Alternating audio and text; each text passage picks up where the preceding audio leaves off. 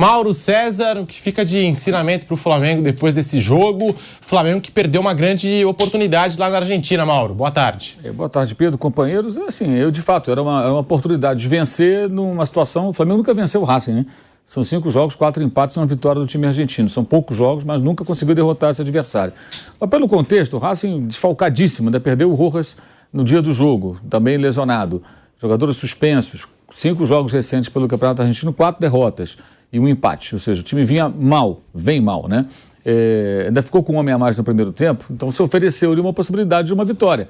Uma chance maior de uma vitória. Mas acho que o time é um time ainda muito acomodado. Eu não falo do técnico. A única coisa que você não pode falar do São Paulo é que ele é acomodado. O cara fica quicando na beira do campo feito um louco, acomodado, preguiçoso. Ele não é. Eu não acredito que ele chegue para o jogador e fale, ó, troquem passes de forma estéril, indefinidamente, e não façam gol. Não deve ser essa a instrução. Não é para isso que ele treina o time. Isso me parece óbvio, né?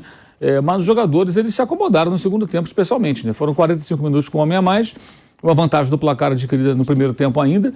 E o time não martelou, não buscou, ele ter usado muito a palavra contundência, não houve essa contundência para fazer um 2-0 meio que liquidar o jogo ali. E aí aconteceu a expulsão, muita gente acha que ele deveria ter tirado o Wesley porque já estava com amarelo. Eu penso que toda vez que o jogador toma amarelo no primeiro tempo, se o técnico for trocar, ele vai queimar todas, eu não digo, mas metade ou mais das suas substituições no primeiro tempo. Porque o jogador toma cartão no primeiro tempo. O jogador tem que saber também se comportar. E o Wesley, embora seja muito jovem, ele é muito estabanado. Então precisa ser orientado, tem que ser treinado. Já contra o Botafogo, o pênalti, que para mim não houve também, foi marcado, mas foi com ele. Entre outras situações que defensivamente ele é bem afoito. Né? Mas é inerente ao jogador jovem. O elenco tem 3 laterais direitos. 2 estão fora de combate, o Mateuzinho e o Varela. Então só tem ele, né? O Wesley, para jogar. Então acho que assim, o resultado foi frustrante pelas circunstâncias, mas para efeito de classificação não deve ser nenhum problema, porque vai jogar em casa com o Racing, vai jogar em casa com o Alcas, e o próximo jogo é fora com o Ñublense, que jogando em Concepción, no Maracanã ou em Plutão, o Flamengo tem a obrigação de ganhar. É o time mais fraco do grupo e joga numa cidade que não é dele, sem tanta torcida. As possibilidades de vitória acho que são bem razoáveis ali, o jogo vai acontecer ainda nesse mês. Então acho que não é esse o problema. A grande questão do Flamengo é que as pessoas acham que tudo vai funcionar maravilhosamente bem, de forma imediata, com a chegada de um treinador. Se você comparar os 5 primeiros jogos do Jesus, eles foram piores do que os 5 primeiros do São Paulo. Ele teve uma eliminação da Copa do Brasil para o Atlético, teve uma goleada de 6-1 no Goiás, como ele teve também agora no Maringá, uma goleada de 8-2, tem esse ponto aí em comum, mas tem uma eliminação, tem uma derrota para o Bahia, para o Bahia foi do 6º jogo, perdão, mas tem uma eliminação, tem um empate com o Corinthians, fora de casa, que parece muito com o empate de ontem, né? Empatar com o Corinthians em Itaquera. Aliás, o único técnico recente do Flamengo que não venceu em Itaquera foi o Jorge Jesus, porque quando lá esteve foi 1-1. Estava 1-0 o Corinthians, o Gabigol empatou o jogo. E depois perdeu o jogo para o Emelec, que foi um jogo que quase tira o Flamengo da Libertadores, em que ele também foi muito questionado porque ele escalou o Rafinha no meio-campo e não deu certo. E aquilo ali, nossa, foi uma enxurrada.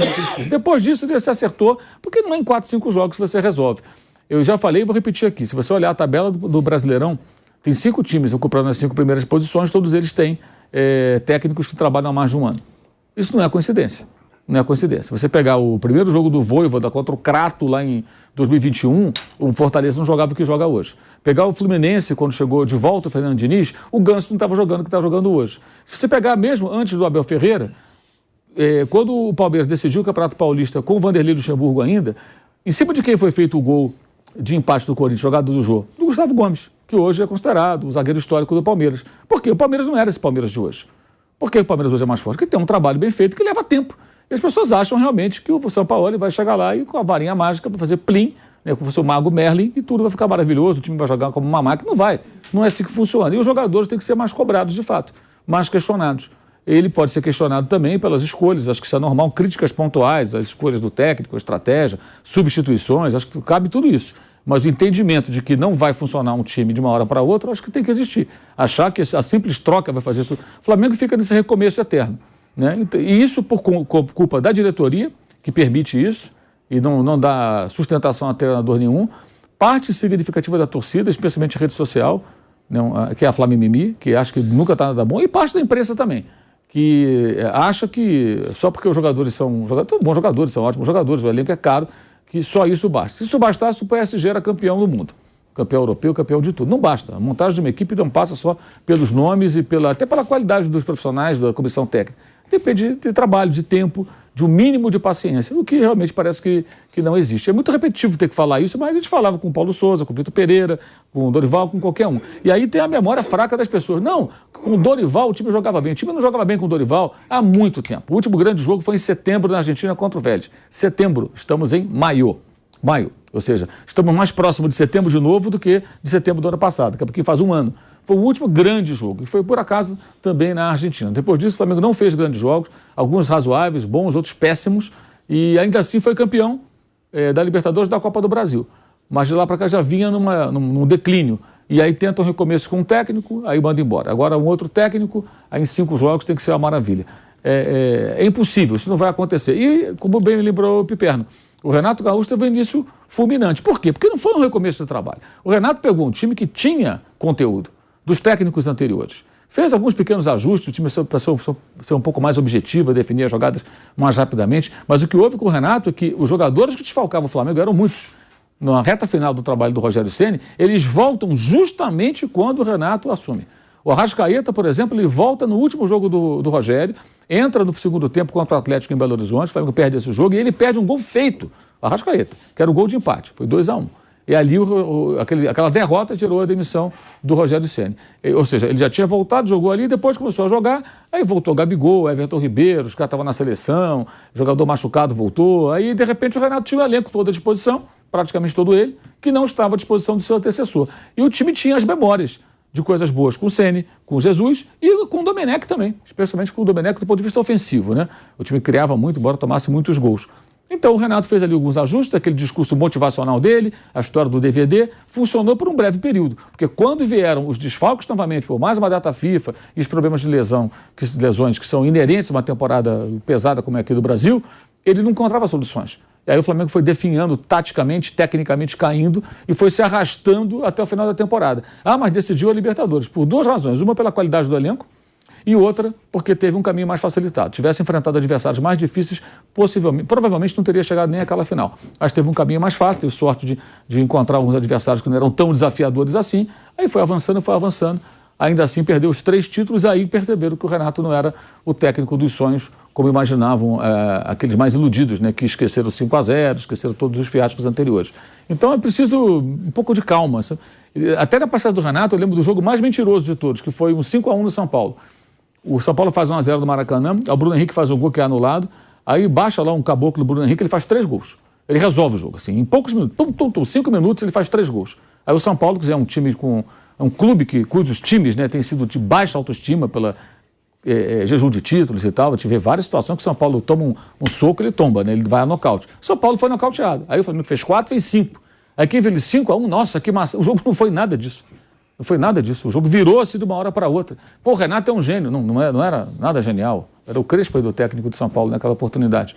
Então essas avaliações muito imediatistas são, acho que um sério problema do nosso futebol, e no Flamengo ela se agrava por conta desse contexto, que eu ainda acho sempre que os maiores responsáveis são os dirigentes, porque não bancam ninguém, técnico nenhum.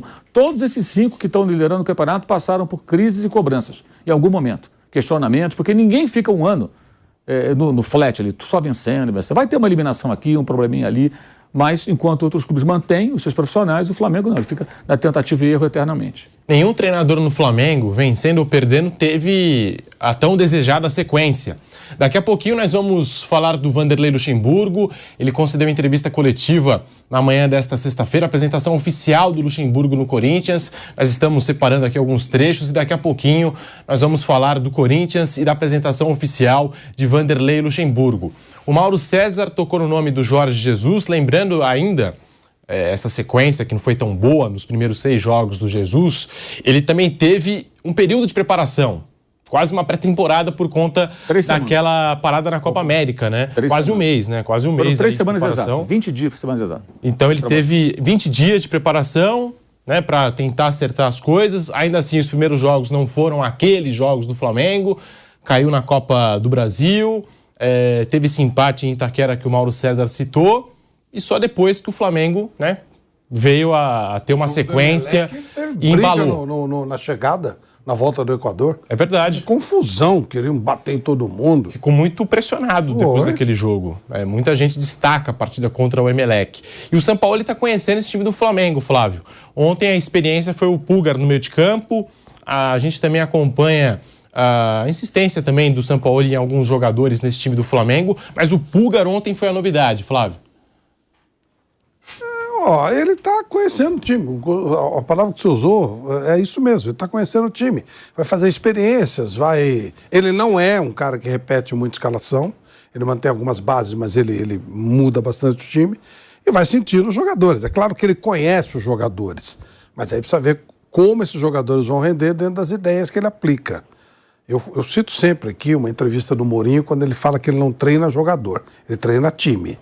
Então ele treina um sistema de jogo e o jogador que se adaptar melhor às ideias que ele tem, ou o jogador que possa ser adaptável àquilo, você também às vezes precisa se adaptar um pouquinho, né, ao sistema de jogador, é o jogador que vai funcionar. Então ele fala, eu não treino jogador, eu treino time. E eu acho que ele está muito nessa, sabe, treinando time. De repente o Pulgar é um cara que pode chegar e preencher alguma situação. Foi citado aqui alguém para o lugar do Arrascaeta, que infelizmente está se contundindo muito, né? Não é de agora que ele está se contundindo. Parece que é uma coisa que não vai ter muita alternativa. Então ele está achando um time, ele está procurando peças, de repente lá ele acha, né? E aí que entra o apoio da direção. Isso. Porque quando é um técnico, digamos assim, menos badalado, ele se curva, né? A gente fala sempre aqui, refém dos jogadores. Quer dizer, eu estou acostumado a jogar naquela posição, qualquer coisa que me tira daquela área, daquela posição, me incomoda e eu vou à loucura. E é uma tragédia para qualquer treinador. Você citou o Mourinho, que é um pouco mais difícil para o jogador torcer o nariz. Né? E no São Paulo... Ele responde isso quando pergunta sobre como é que era para ele treinar o Cristiano Ronaldo. E a resposta dele... Eu não treino jogador, eu treino time. Então, e no caso do São Paulo, ele é um treinador que tem, digamos assim, casca, né, blindagem, nem precisa nem da diretoria, ele, né? E agora, a diretoria tem que deixar claro que ele pode fazer isso que você falou, treinar o time, olha, não está conseguindo fazer o que eu estou pedindo, coloca o outro. Enfim, é um drama, a gente sabe... E com o avião andando, né? Em pleno voo. Brasileiro, Copa do Brasil, Libertadores. É um drama.